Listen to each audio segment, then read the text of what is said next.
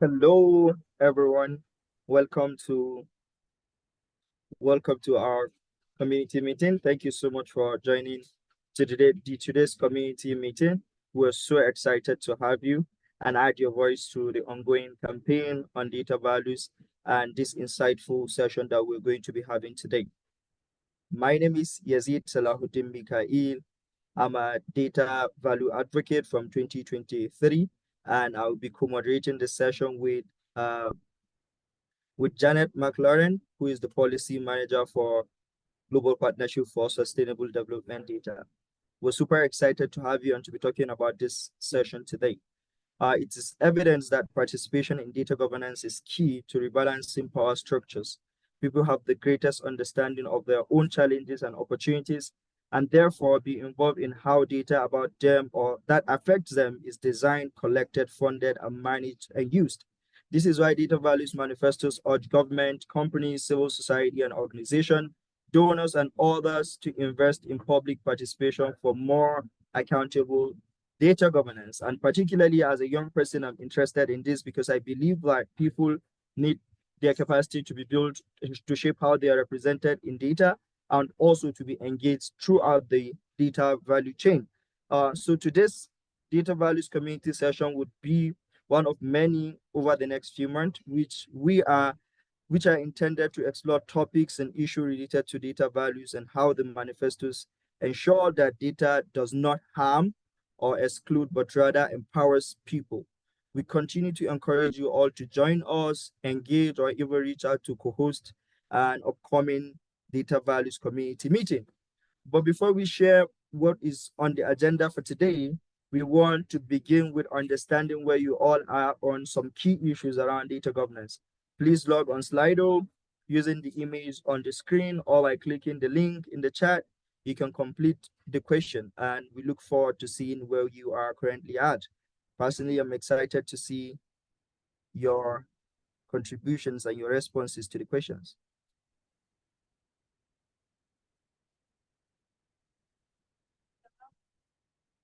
Good. So while everyone takes a few moments to complete those questions, I want to share more about today's agenda, what we are going to be doing today. So we have an exciting agenda packed with engaging discussions and speakers. First, we'll begin with a short presentation by myself and Janet from Global Partnership on importance of participatory and accountable data governance with a community perspective on data governance. We will then have an expert panel discussion moderated by Tim Davis from Connected by Data. The panel will address key questions and will highlight and share practical approaches to data governance and how this effort can lead to more equitable outcomes. Finally, we will share a few upcoming data values, campaign updates, and engagement opportunities. We really look forward to having an interactive discussion and hearing from all of you about your ideas, your experiences, concerns, and insight. Please add any comments or question in the chat box at any time. You can also engage on social media with hashtag data values. And I also have some logistical update. So before we get into a few poll responses, I want to share some quick housekeeping rules points for us so that we can just engage. So this session will be recorded and shared online. So this is also asking for a consent to record the session. A live transcript is available for this session. You should see it at the button on your screen. Now, if you would like to turn it on, please make sure that if you speak when asking a question, you speak a little more slowly to help everyone follow your comments. And also, as we have lots of people with us today, we would like to share their experiences. Please raise your hand to come in and keep your comments sweet and short, as much as we love to hear them. And also, please use the chat to communicate and share ideas and questions at any time. Good. So that's the quick update from me. And I guess it's that time where we check the poll responses. Let's see what's on the poll. Now, awesome.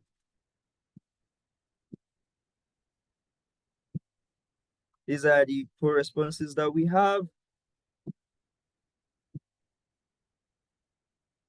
Good. You can see the responses to the question. In few words, what is the first thing that comes to your mind when you think about people's participation in data governance, equity, data ownership, getting people involved. I mean, I can so much resonate with most of this point because these are things that comes to my mind as well the moment I hear data governance and people's participation in data governance.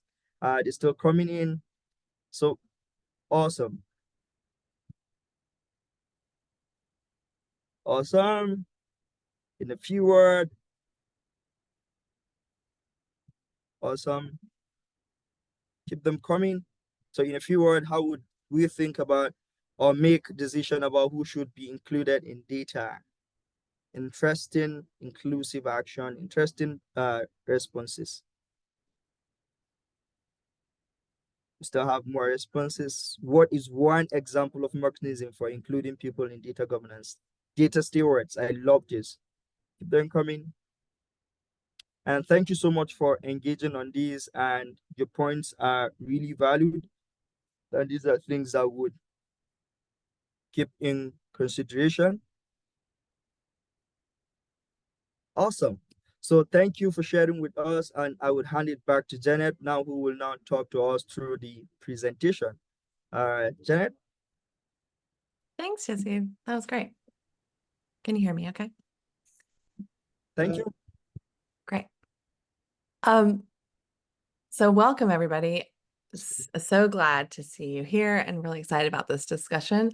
I wanted to start out this morning or this afternoon, just giving a bit of an overview of what we mean when we talk about data governance for this session, because I think sometimes the idea of data governance can feel a little bit, well, not even the idea of it. Data governance covers such a broad range of different ideas and decisions, and it's something that applies in a lot of different contexts. And so for this discussion, I wanted to kind of bring it in and focus a little bit more. So specifically in this session, we're going to talk about the decisions about how data or information is created, collected, stored, and used, and what role people like you and me who provide our data, what role we should play or could play in affecting those decisions, or holding decision makers accountable for how they use, collect, manage, and store our data.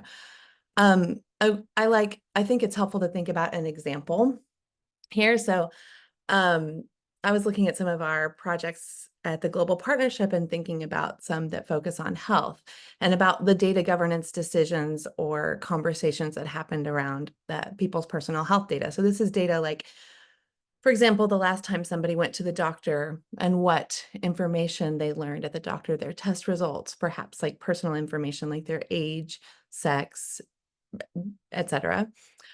So some data governance questions around this kind of data might be, who gets to ask people or patients, or maybe patients' family members, specific questions about their health? And then once they answer those questions, who gets to see their answers? Where will the data be stored? I've been in places where data is stored on paper on somebody's desk, or maybe it's stored on a computer, or maybe it's stored in the cloud. And then once that data, like people's data from lots of different patients or people or doctors or providers, is pulled together, then who can see that data? Once people's names and identifying information have been removed, who can see it and who can use it and for what? And we know that in order to get the most good out of data, it needs to be shared, used, collected, and actually like operationalized in a way that can help people. But without these key questions being answered, it opens up a lot of space for harms, right? And for lost opportunities for how data can be used. So the DataValues Manifesto calls for investing in public participation for accountability, because people should and must be included in decisions related to their data use and reuse. And a key piece of this is, how can people's inputs be included, and in a way that is sorry, let me reframe that. A key piece of this is, how can people's input be included in a way that promotes transparency for people who are collecting data and using data? So that relationship between people and participation, and accountability for people who are using the data holders or the data users. And so with that, I wanted to pass it over to, so that's what we're going to talk about today. And I wanted to pass it over to Yazid to give us an example of this in person. Yazid, to you. Thank you so much, Janet. And I could not agree more with you with all the things that you mentioned and the importance of inclusion of people in data governance. And this is an activity I implemented during my time as a data values advocate last year. And I understand that engaging people in data governance is critical, and something is missing in how stakeholders or government engage people in governing their data in my country. So what are the key things that I think are important and what inform the activity we held in Nigeria, Katsina State to be specific?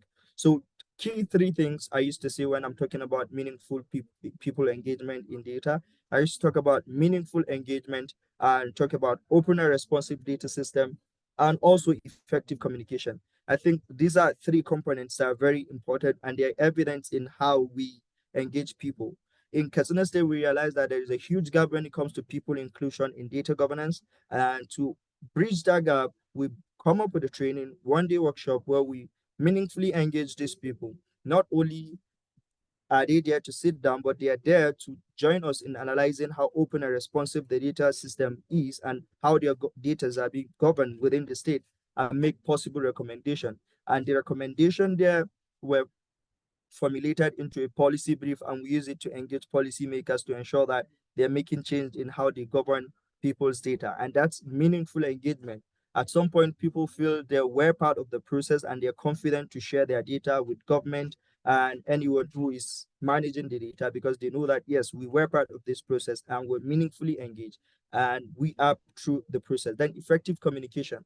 There are a lot of data jargons that people do not understand. You want to collect someone's data and you're telling them database and all that, and they're confused on how the data will be stored, protected, and used or consent. So you need to communicate this in a language or in a way that they understand, less technical, and that would ensure trust in how they think their data will be managed. Then open and responsive data system. I know we talk about open and responsive data system, but I would just talk about the responsiveness of the data. One of the things we analyze our systems. One of the things we analyzed during the session is how responsive the system is. When you said you have an open data system, when can people question it? How accountable is it?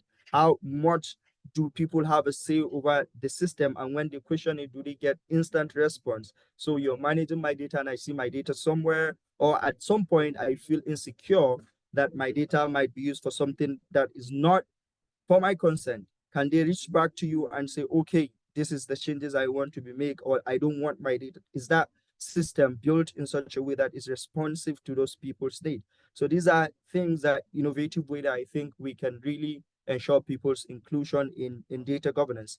And I'll pass it back to Janet to make addition. And thank you so much for the opportunity. Thank you, Yazid.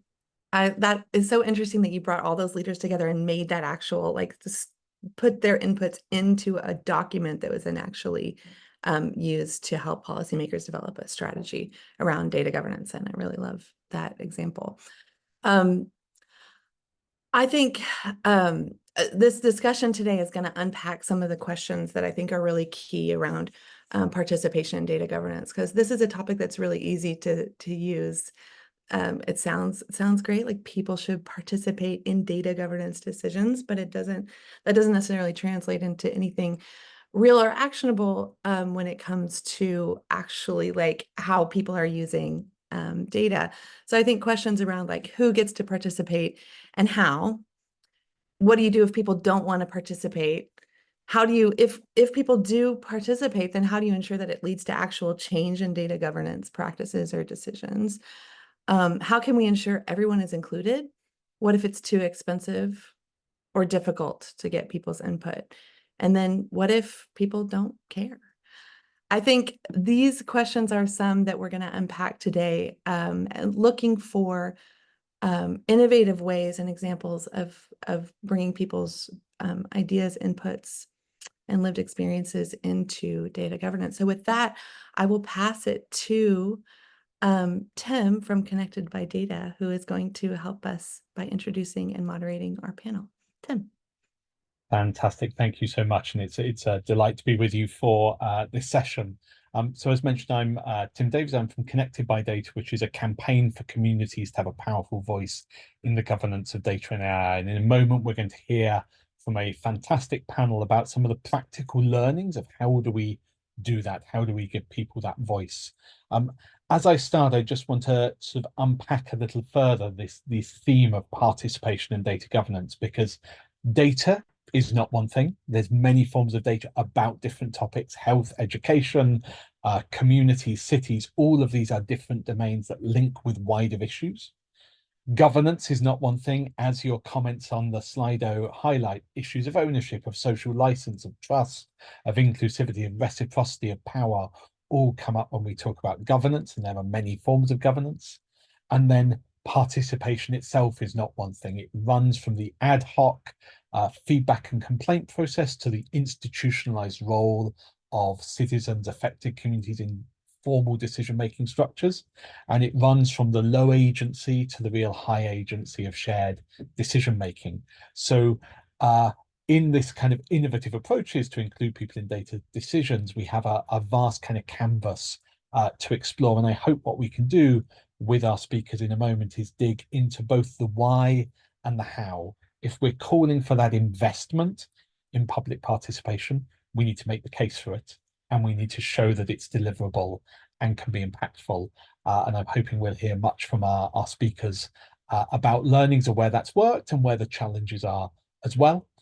We've got about 40 minutes with our panel, and then we'll be opening to questions from the audience. But if, as people are speaking, questions come to you, feel free to put those in the chat, because I believe the team will be collecting those up and sharing discussions. So without further ado, I'm going to go around all of the panel to start with the same question. They've got about 3 minutes to share with us some opening thoughts. And Lorraine, if I could come to you first, Lorraine from the DataValues Initiative. Can you tell us about some of the examples of where or how you see participation in data governance decision-making being done well? Yes, no, thank you so much, Tim. I hope that you can listen to me and hear me well. I'm currently in the Catapult Fest in Oslo, and the quietest place I could find was inside a vault. So it's interesting that I'm talking about data governance from inside a vault, because this is an old bank where the festival is happening. And I was thinking on what this meant as well for how we typically are trying to unlock data, right? And unlocking responsibly the value of data and moving beyond the paradigms between completely closed data and guarded data, data that is in silo, data that is being commodified, data that could use so much, that could provide so much public value, and that data is not being shared. And at the same time, on the other, data being shared and exploited and extracted without concerns for the risks that this can have as well, in terms of not providing the appropriate guardrails. And public participation plays a crucial role there in trying to find that nuance in terms of the balance of the data that we want to share. How do we want to extract value from it, social, economic, environmental, from that data? But at the same time, what are the guardrails and the protections that we need to put in place? And I think the introduction by Tim and others is very brilliant in terms of setting the stage for that, to think that data is not a monolith. Data can be many things. When we talk about data, we're not simply talking about data about individuals. We're talking about data from communities. We're talking about personal and non-personal data as well. And so the way that we are going to, in fact, find that why that we're talking about and why it's relevant for us to involve communities and individuals in all parts of society in this conversation will depend on what data we're actually talking about. How can we align those interests, and what kind of data and what type of data we're talking about? Is it quantitative? Is it qualitative? And so in order to move along in terms of the concrete steps, and what are the good practices, what are the tools and the methodologies and the processes that we need to start, because so many of these do not fit in that one single technology solution, but are part of a long process, an iterative process to getting capacity building, literacy skills developed. They actually require this exercise to be started and stored many times to actually get the result for that in many iterations. And so what I wanted to say in this opening remark is that data participation is crucial, but we need to be very specific about what we are talking about and towards which goal. Yeah, thank you. Thank you, Lorraine. I think, yeah, very much coming from myself, the open data world, which set up a binary that now we deal with that nuance, like what should be open to who should be in the discussion, and how do we make that happen? I wonder if I could come next to Sarah Rocha, data values advocate, and ask you about some of the places you've seen participation in data governance being done well and having an impact. Yeah, of course. Hi, everyone. In terms of data governance decisions being done well, due to the barriers of persons with disabilities are facing to actually meaningfully participate in data decisions, and finding disability data that are being collected as not being enough for their advocacy. A lot of representative organizations have been collecting their own data to challenge and advocate in specific areas. So a recent report by the International Disability Alliance and CBM Global gathered case studies and best practices of organizations of persons with disabilities generated data, which is available on their website, and a very helpful resource to see some of the important projects on disability data. But above all, something that I see in data governance decisions being done well, without accessibility, we are not able to participate as persons with disabilities, and a lot of data participation is not accessible enough. And without leadership, we will not prioritize decisions representative of what persons with disability want, but what persons without disabilities believe we do. So even more than participation, I would underline the importance of leadership, of community leadership. And one of the most common features I see throughout this good decisions is being community-led, and have also persons with disability leading them. Fantastic, thank you, Sarah. And I think that gets to both the inclusive design of processes, but also involving communities and collectives, not just individual participants, because so often participatory structures go to individual models, whereas recognizing the existing communities there is key. Soraya, can I come to you next, thinking about your work with communities at all sorts of levels, but again, where have you seen that public voice in the governance of data decisions happening and happening well? Yeah, great. Thank you. Absolutely. So I want to start by saying I am not an expert in data. I am an expert in elevating the voice of communities, and often representing those communities who are massively underrepresented in data.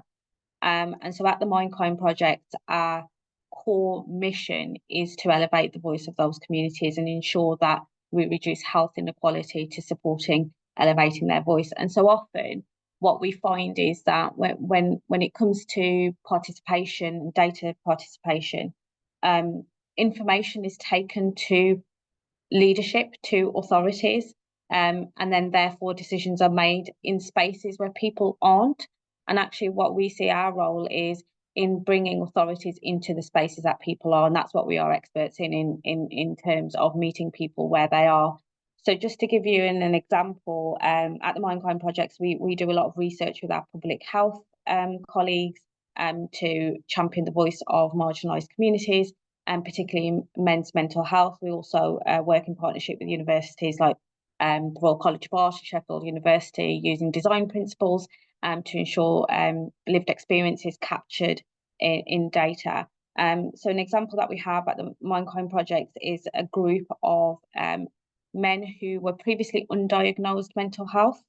Some of them have co-diagnoses, and actually by working with us, it allowed them to then go and get that clinical diagnosis, but actually work together in a workshop to really map out their journey from the point of being undiagnosed to a diagnosis. So just wanted to draw out a particular example. We have a person called James who has ADHD and psychosis. And now he was undiagnosed throughout school and labelled as someone who needs to be expelled from school. Through our services, he received that support. He has now engaged with the NHS app. He has his diagnosis. He is now our lived experience expert in talking about that co-design of services. And so actually it led us to creating a men's mental health network whereby commissioners can come into our space and talk to those people about their lived experience and actually what is missing in terms of the data that we should be capturing. And so often we see marginalised communities might feel that elements of their data is really important that should be captured and isn't. So for example, not just your ethnicity, but actually your 3D and 4D diversity. You know, what is your income versus your ethnicity versus where you've lived previously, for example, what GPCN have you been under? All those things that actually make up the whole person is often missing. And it's those people that can really tell us what should be captured in that data and how it should be used and where it should be stored, because a lot of this is about trust. And so we've found that some organisations become gatekeepers of data and don't share where they should be sharing, and actually some organisations are stewards of that data. So Mindkind is definitely a steward of that data and supports people to access the services that they need to access, but also those services to understand the true journey that people are experiencing. And what I would like to finish on just quickly is a recent example of one of our men's mental health conferences. We actually brought commissioners into the space to listen to the lived experience stories as a legitimate evidence base.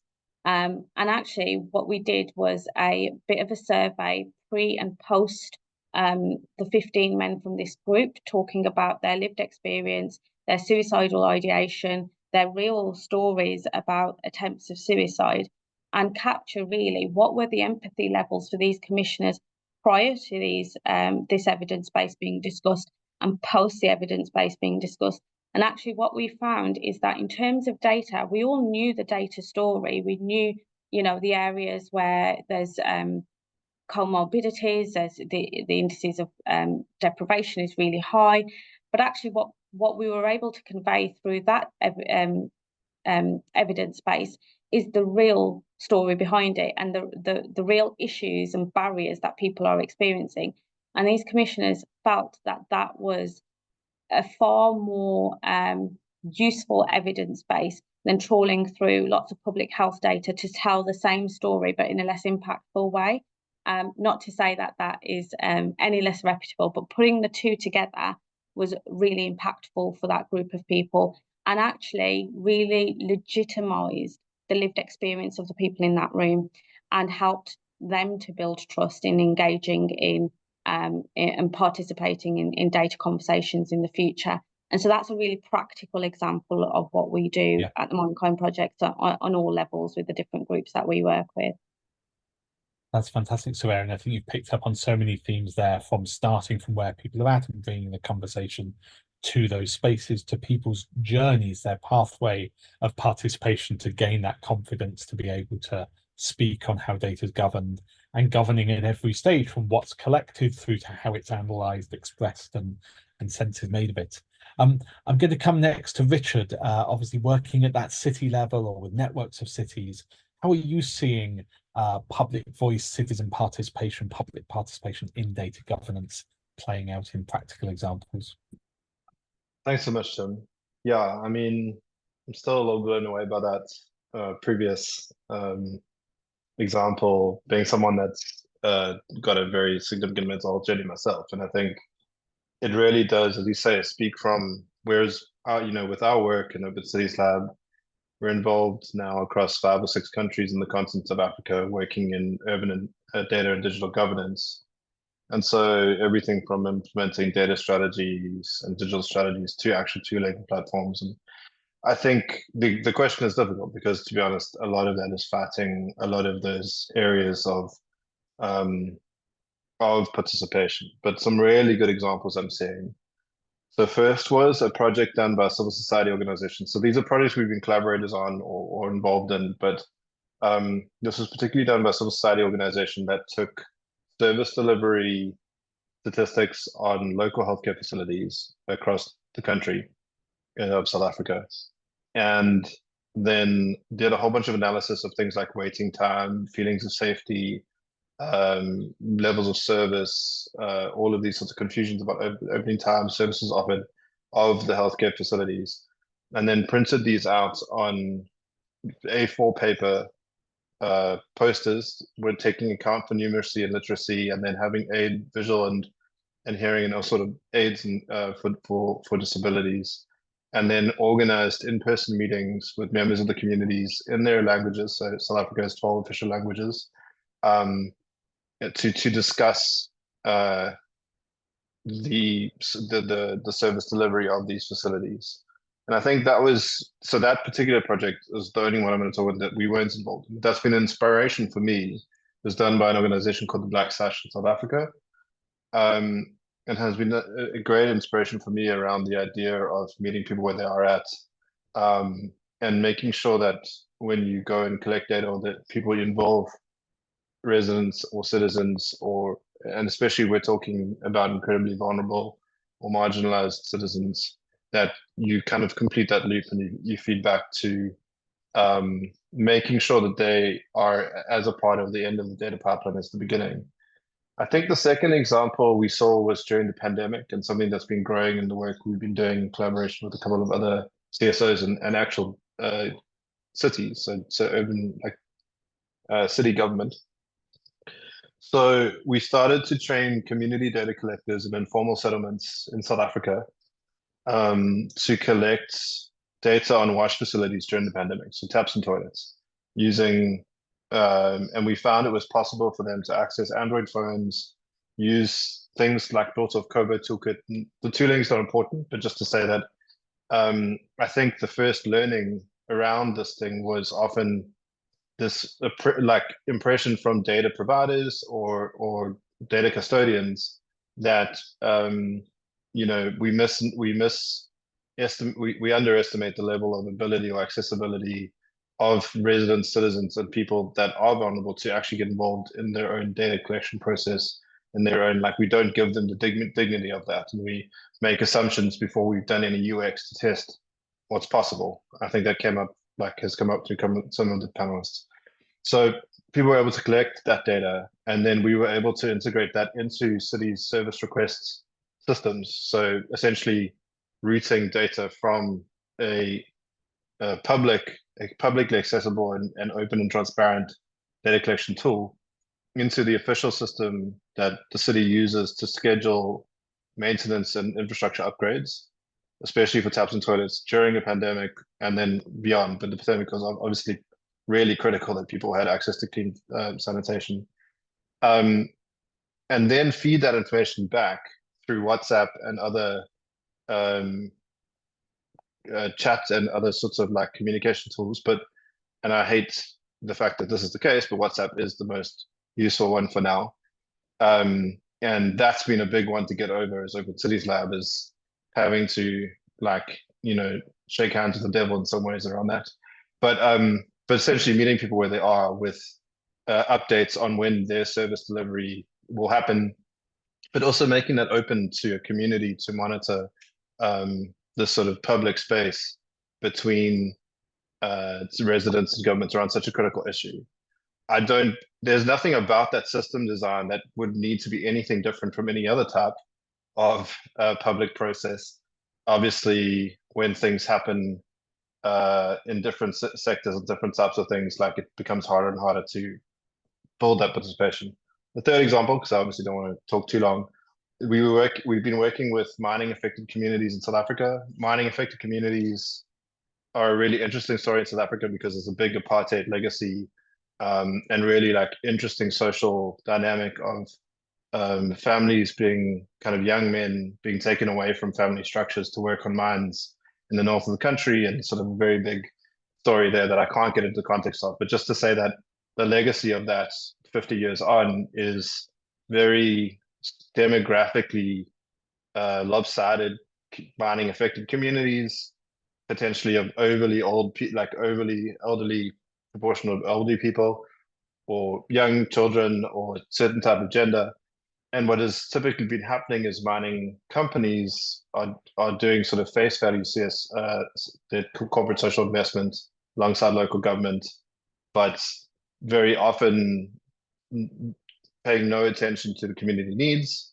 So in a very short thing, like for example, old age home or elderly care unit may be built in a community that's predominantly young families. This then gets burnt down, and the narrative becomes about violent like communities, as opposed to not understanding the level of frustration that would take for people to get to the point where they actually have to protest to that level to get heard. And so moving into that space, trying to find a similarly designed space where you could bring community representatives, companies and local government into the same space. But I think, the interesting thing there around participation was mapping the sentiment and dynamics of the room. And so we set up a methodology. There was tech tooling around it, but really doesn't matter. You can do this on paper. But it really sort of tried to track consensus versus disagreements, gatekeeping, who was representing, who was framing, literally dynamics of gender and age and representation, talking, common issues. And so really just to sort of try and build a sense of, because I think what really becomes difficult in data governance and participation is, what is petition? When have you reached participation? Yeah. When have you validated that you have the voice of a community, the voice of a group of people, that community hasn't been captured, that there isn't a very, perhaps like I'm being now, very loud male voice that's representing something that isn't necessarily the group. So I think, that sort of thing, and like coming into like the dynamics of design and engagements, and then data collection, and kind of that UX process, and that project has been something that I think has been very encouraging around what then becomes proper service delivery and infrastructure. Yeah. Cool. I'm going to end it. Sorry. Fantastic. Thank you, Richard. And I think, it's, again, so many themes you're picking up there, but particularly noticing that point on the feedback loop being really important in this. And again, the data governance issues being embedded in these wider contexts of governance, whether it's of mining, of health, of other issues. I wanted to particularly pick up, though, on that point of meeting people where they are, and people being more likely to be engaged than maybe people anticipate. So often people say data governance, people won't be interested. You won't get anyone to engage. But Sarah, maybe coming to you in your work with people with disabilities and citizen-generated data, how far do you see people are getting engaged with that issue of data governance? And is there an increasing demand, or if not, why not? Of course, I see an increase of interest from the disability community, but not enough from the government and data authorities. So disaggregated data by disability is often seen as a minority, not defined as a priority, leading persons with disabilities and organizations often not being able to not being involved in the data governance, and leading to data developed being insufficient, incomparable, or really irrelevant for us advocates, especially considering the definition of the disability itself is variable, and more often than we would like. The definition used is based on the medical model, where the problem is in us and not in the barriers that we face. So in terms of persons with disabilities, organizations and advocates are more and more taking data into their own hands and organize projects to gather that disaggregated data on topics that are a priority for them, such as human rights violation and the progress in deinstitutionalization, for example. But access to training and information on data is often, again, inaccessible. There are different perspectives even on how to quantify disability, leading to difficulty in making this comparable data and difficulty creating these networks internationally to connect these projects in these communities, leading to some more than we would like to be the global north to have kind of a priority in data in disability and the global south not being included enough in developing that data. I'm at the moment leading a project, for example, to empower autistic people to learn about artificial intelligence and define their priorities and needs. And one of the priorities that keep being mentioned is the need for secure and transparent mechanisms of data governance, since incorrect data are not just non-representative of what we need and what we want, but can be actively harmful to persons with disability by perpetuating prejudice and discriminatory views. So I definitely see a big interest, but we need to do more in creating accessible forms of participation and to learn, basically. So maybe to take from there, like we've got the bottom-up kind of demand growing, but also then looking at some of the top-down or the institutional spaces that we need to open up. Lorraine, I wonder if I can come to you, because DataSphere's work is often also working with those institutional actors to encourage them to both do sharing of data for the public good, but embedding the voice of affected groups in there. Are you seeing different models of participation that are working better or worse to embedding accountability in that kind of unlocking of data? And what can we do to get institutions to invest more in this? Indeed, thank you, Tim, because those two things, they need to come hand in hand, right? They're kind of solutions that come bottom up and sort of more top down as well. And there's so many different tools and institutional arrangements that are being created bottom up, in terms of data sharing communities, data trusts, different types of data fiduciaries really that are being set up to represent interests of communities, data collaboratives, and somewhat in the middle, you have the emergence as well of social licenses for data reuse, whereas communities come together in the same way that it happens around mining, for example. You then need to have this social license to reuse data from a particular community, whereas the community have come up with the appropriate rules in terms of what are the conditions in which you can share and not share.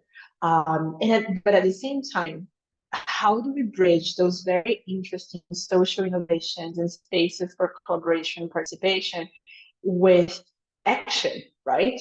How do we get all this participation to be meaningful and institutionalized, even in spaces that are very regulated? Consider mining again, where you do require licenses for you to actually be able to extract minerals or really to do to have an intervention that has an environmental impact. You have to actually consult to the community. In a lot of those spaces, it ends up being sort of community licensing washing, in a way that the community, it's sufficient for you to call up a consultation, however the size of it, for you then to say, okay, I'll tick this box. I have consulted the community, so therefore I can carry out doing what I wanted to do in the first place. And so what's important there is, how do we get this to be embedded in institutional frameworks? How do we get this to be enforced? And how do we get it actually to understand what's the impact that we want to see?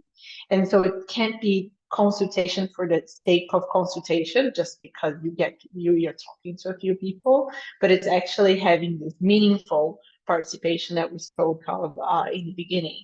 And And one particular methodology that we've been working a lot with is on using sandboxes to actually create that space of experimentation and consultation between the public sector, the private sector, and affected communities as well. This is very new. This, when we think about how sandboxes have developed in the world, and we have written a lot about this, you have either operational sandboxes in a way that how companies have used them to experiment with technological solutions in a gated way. So that's very much what we call operational sandboxes that are handling data. That has been a corporate affair, right? On the other hand, the public sector, particularly regulators originally in the financial sector, have used sandboxes as the methodology have been used in the private sector to actually experiment with regulation as well. Not very regulated sector, that is the financial sector. And since less than 10 years ago, more and more of those experimentations that are typically time-bound, collaborative environment for testing those solutions against regulatory frameworks. And there are many different ways for you to do that. None of them consist of deregulating, but actually testing what are the limits of the existing regulation or regulatory frameworks in general. They have actually been used around data by data protection authorities, more and more around artificial intelligence as well. The AI Act, the AI Act in Europe actually includes a provision requiring every single regulator in Europe to carry out their sandbox. And what we're seeing here is that it still is an exercise that does not contain public consultation participation in its framing. And what we're working towards is actually building a framework for what does a responsible participatory sandbox looks like as well. There are sandboxes, as many as countries want to call them, but we actually need to be able to inform good practices around sandboxes that are actually consulting affected communities to begin with. It's very interesting because there are new types of generations of sandboxes that are trying to include this. The latest one is the Brazilian example around AI. They went through their consultation process before establishing their own sandbox to understand what are the questions that they should be asking, what are the problems that they should be trying to solve with their own sandbox. And this is interesting because it was ahead of them actually having an AI regulation in the country, because the regulator understood that before doing that, we actually need to understand what are the limits of the existing regulation and the technology. But what's very interesting, and I'm going to stop here, what's interesting about this example of the Brazilian sandbox is that they included for the first time the notion of an advisory board within the sandbox. And typically those exercises are opaque for society because they are exercises that involve companies and startups and the regulator, and that's very useful for trust building and for learning. It's a very peer-to-peer learning in terms of that kind of environment, but they typically do not include society. And so that's something that we've been advocating for in terms of using this example to actually build the building blocks for what agile frameworks for iteration and testing can look like in the context of regulation and data. Fantastic. And I think you point there really usefully to the way in which most modern data innovations involve multiple stakeholders collaborating. It's not just about data in a single organization. So already people have to set up collaboration, co-design, co-creation mechanisms, and that creates that opening for citizen participation if we're strategic about bringing that in. I want to come to Richard on that point, because I think a lot of the work that Open Cities labs have done is in that co-creation kind of vein. But the question here is that creating those avenues for participation often isn't enough on its own. What does it take to ensure people have the ability, the capacity, the opportunity to get involved in that co-creation in a way that brings public voice to the data decision making? So, I mean, it's a great question. It's one I'm asking often, and I think a lot of the methodologies we use are what we draw from the great work we get. We observe from some of the orgs in this call and people, but I think some principles we're finding is that you have to, we have to embody gender equity and social inclusion in all of our design.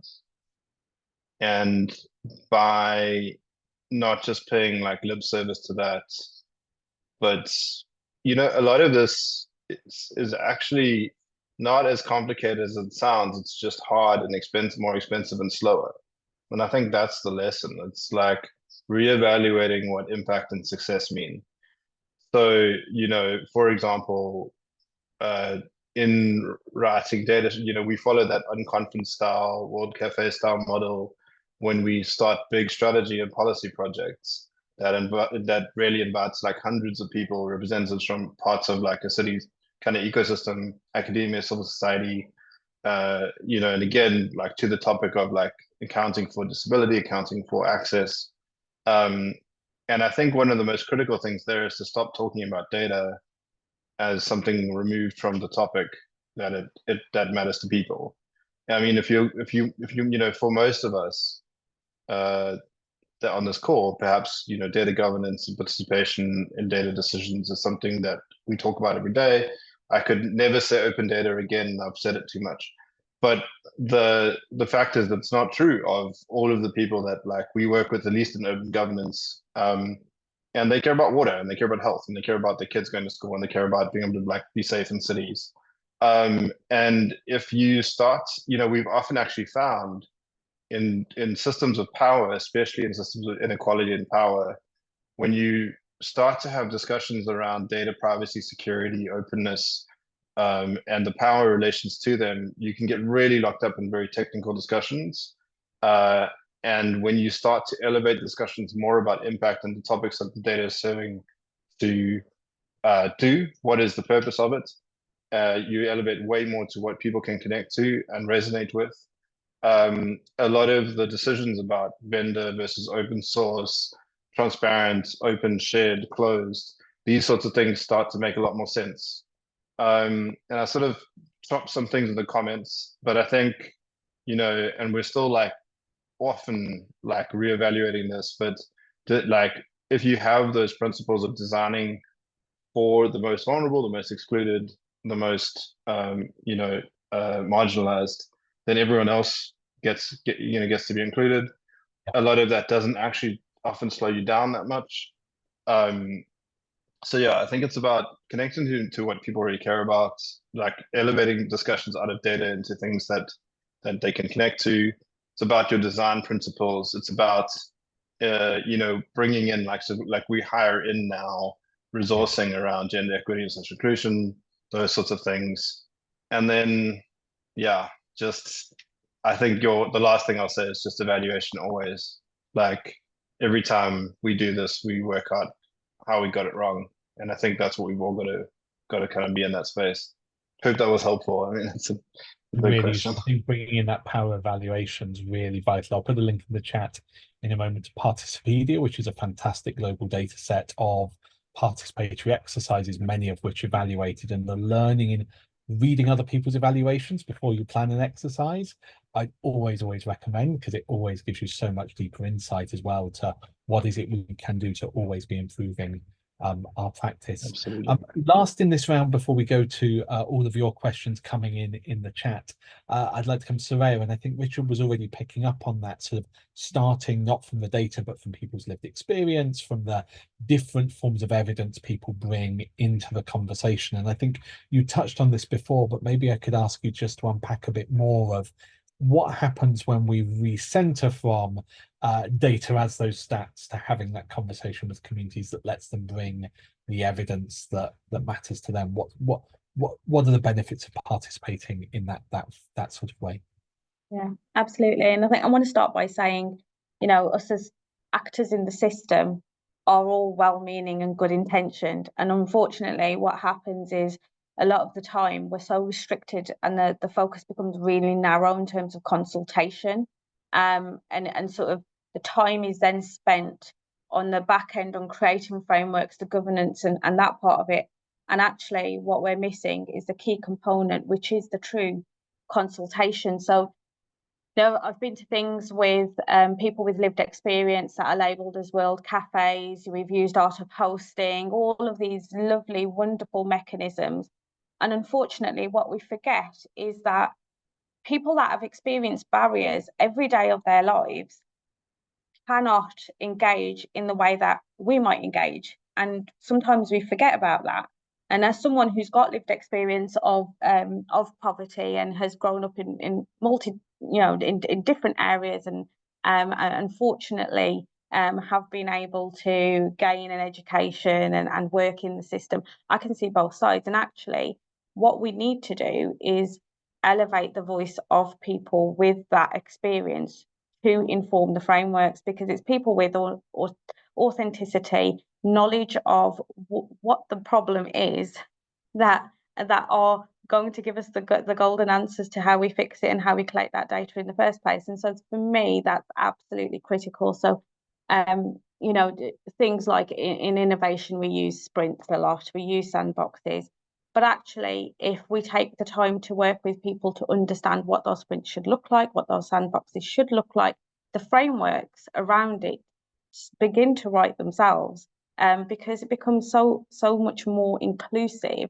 And actually, we all have our own biases, our unconscious and conscious biases. And I find, increasingly, as you work in the system, it does become difficult to be aware of those biases all of the time. So why aren't we including the people that we need to be aware of in all of those decision-making processes?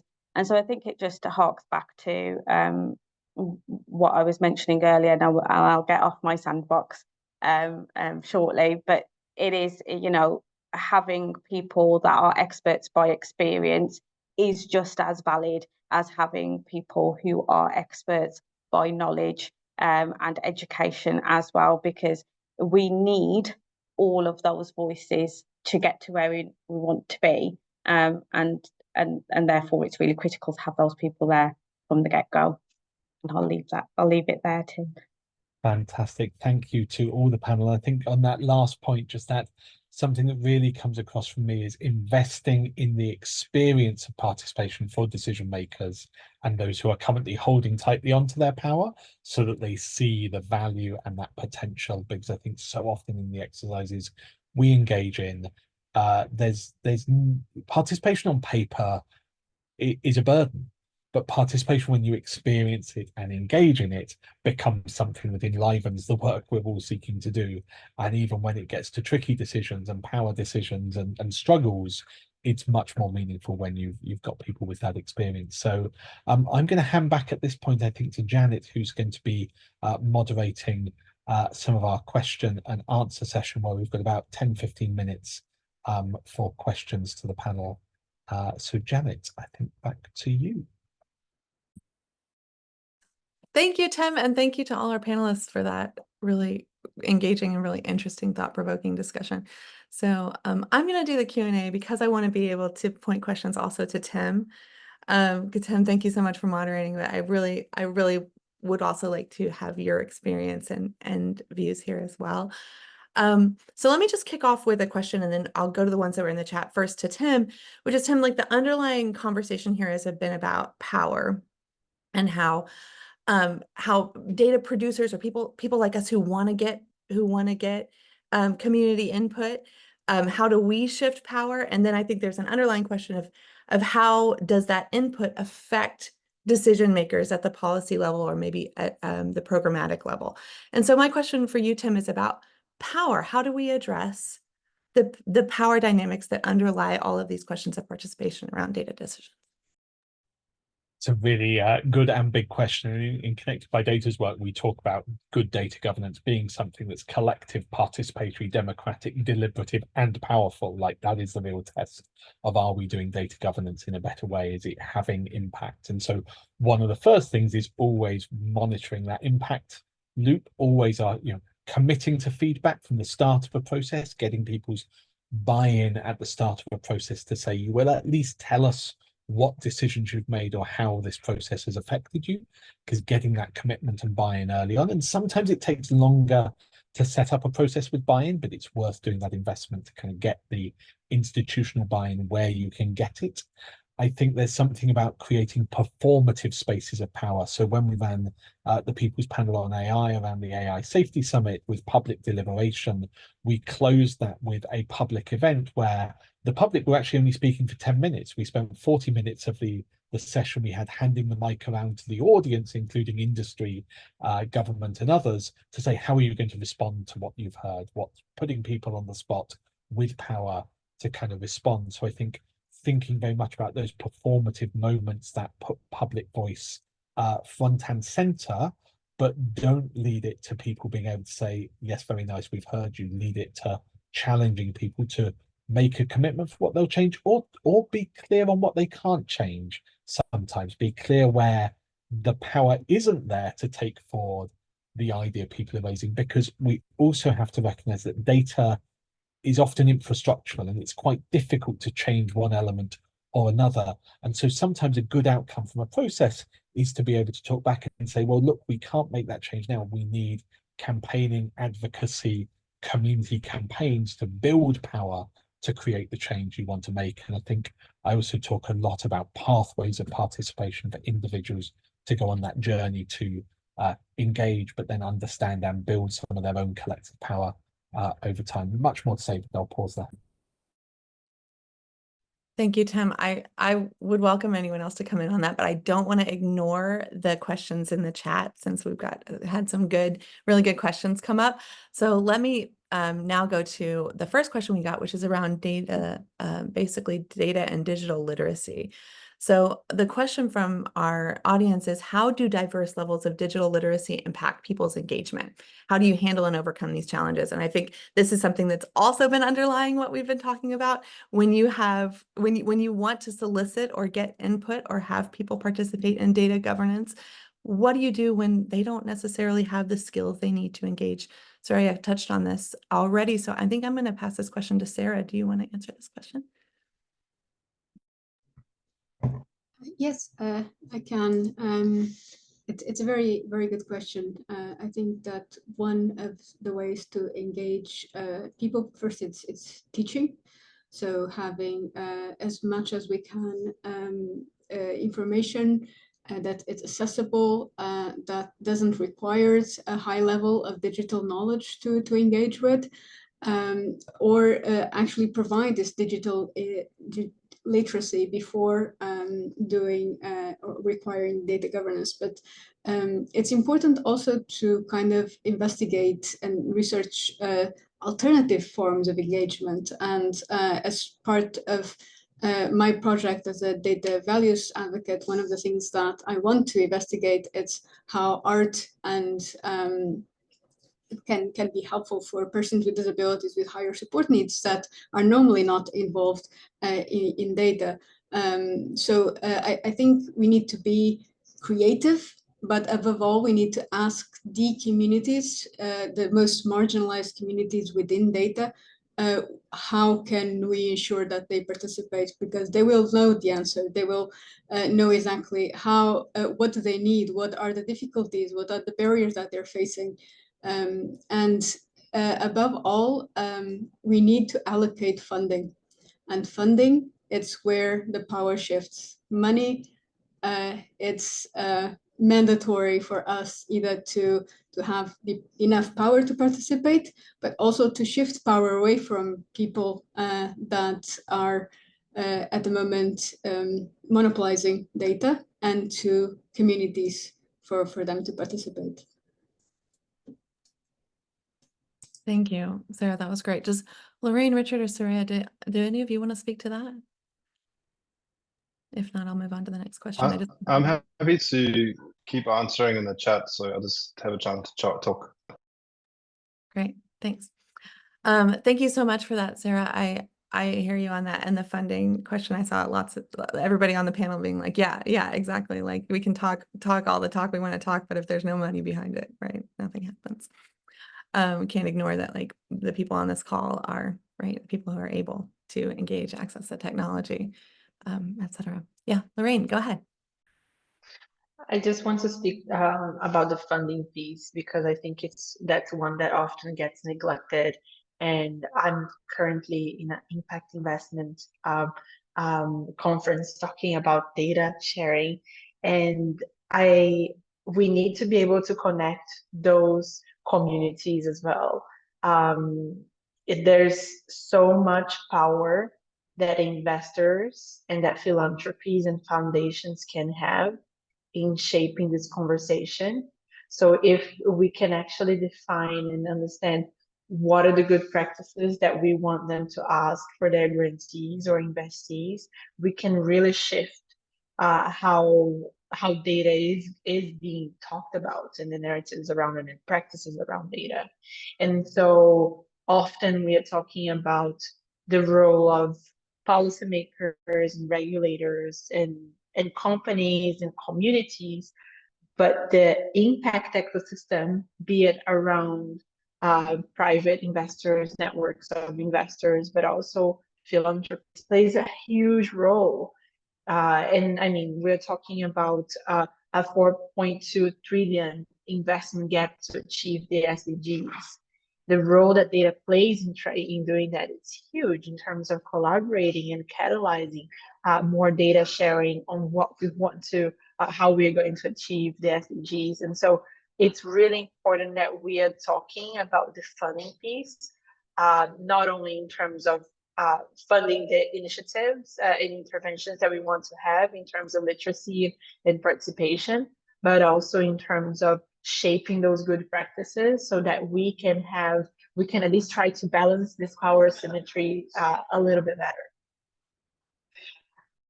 Thanks, Lorraine. Yeah, that's a really important perspective. I think one of the things that that question of funding gets to, and one of the things that this power conversation gets to, is like we can talk a lot about like mechanisms for participation, ensuring that community members can show up and are able to and participate in the way that they find accessible and choose to. But the question is, how does that then translate? How do we ensure that translates into decisions that are made about data, ensuring that they're accountable and transparent? Tim, I saw your hand up. I want to pass to you quick, and I can come back to this question. Do you want to come in quickly on the last point? I guess a couple of thoughts just very briefly on that funding and dynamics. Of one of the things we've been thinking a lot about is how to also get the investment in the right place so it becomes cheaper to deliver this. Like sometimes we make the cost a barrier to getting on and doing something, and there's a challenge on us as those advocating for participatory practice to go, not making the perfect the enemy of the good, but in that taking on board Richard's point that whatever we do, we always design from the most excluded first. And therefore, you know, if you can only get 10 people together to talk about this issue with a decision maker, then that's good, as long as those 10 people are those who are most affected or those who are impacted by it. So I think there's something also about advocates being really strategic about what can you get to happen to build the momentum of participation over time, at the same time as having the big vision of the systemic change we want to see. Yeah, thanks. And actually, I do think that speaks to that question of how do you ensure that this kind of participation affects the decisions that are made. We're almost out of time here. Do you mind if you'll keep your comments brief? I'd still like to ask that question to Richard. Would you mind coming in on that? I know that you've been talking in the chat, but I wonder if you might share for people who are not seeing Would you mind repeating very quickly, sir? Yeah. How do you ensure that the participation trickles up to affect actual decisions that are made about data?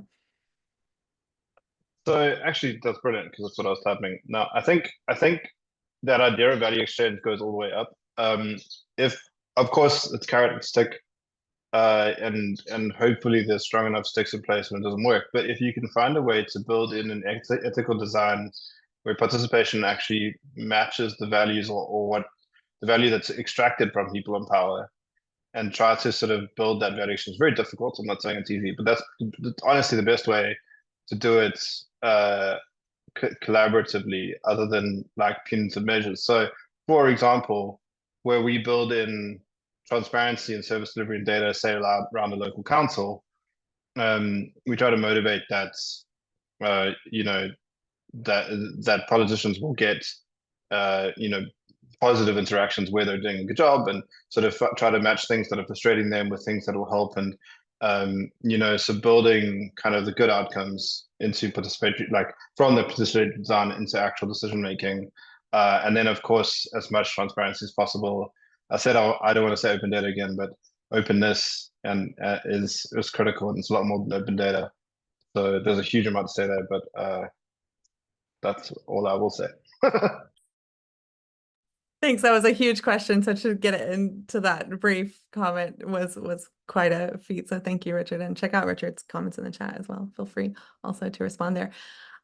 We are out of time here, and I'm going to be respectful. So I'm going to pass it to Soraya for the last question. Soraya, you've talked a lot about lived experiences and how those matter. So can you just briefly talk about what role does non-traditional data such as lived experiences play in this process, and how do we ensure that those stories are elevated? Again, I'm sorry, you got about a minute to respond.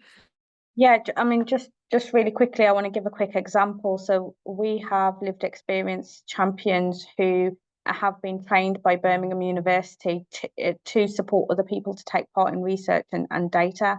And actually, the value of that pays for itself. So quite often there's a business case. Consultation costs a lot of money, and having people show up in these participatory arenas cost a lot of money. But actually, when we empower communities and give them the tools to show up for themselves, it all becomes really cost effective. And so I just really want to finish on that note that by actually empowering and elevating communities and using those non-traditional methods of supporting other people to show up for themselves and act as Pied Pipers for other people in communities to also take part, it's a I guess it's a bit of a self-fulfilling kind of circle, because you build trust, because it's not someone up here in a system asking you to take part. It's your neighbour. It's the friend you made in the school playground that's asking you to take part. And then suddenly we have lots of advocates that are advocating for the same thing and making sure that those voices are heard and championed. And so that's, for system actors, it's there's a business case as well as the ethically right thing to do. So I just wanted to finish on that for those of us who also have to make a business case argument in terms of funding. Thank you. I hate to cut that short because I think we all are like, okay, what's the business case? Like, how can we get it? So feel free, if you'd like, if you're in the audience and you'd like to get in touch with these, with people outside of this call, if you're a speaker and you want to drop your information in the chat, feel free. Otherwise, I'm happy to route questions directly to you if you want to email me, and I'll put my email in the chat. So we are out of time. So thank you so much to all of our panelists and Tim for moderating. Yazid had to drop off, but thank you in absentia to Yazid for his amazing contribution and starting this call off. If you want to get involved, if you're in this audience and you want to get involved in these types of events, we're doing one in July and we're looking for partners to co-host with us in July. And then if you haven't checked out the Data Values Digest, it's a great place to think about, write about, read about, and respond to thought-provoking ideas around these issues in the Data Values campaign. And you can see on this slide, you can reach out to Lydia Rollinson to get involved there, and to Fatuma to get involved on the events piece.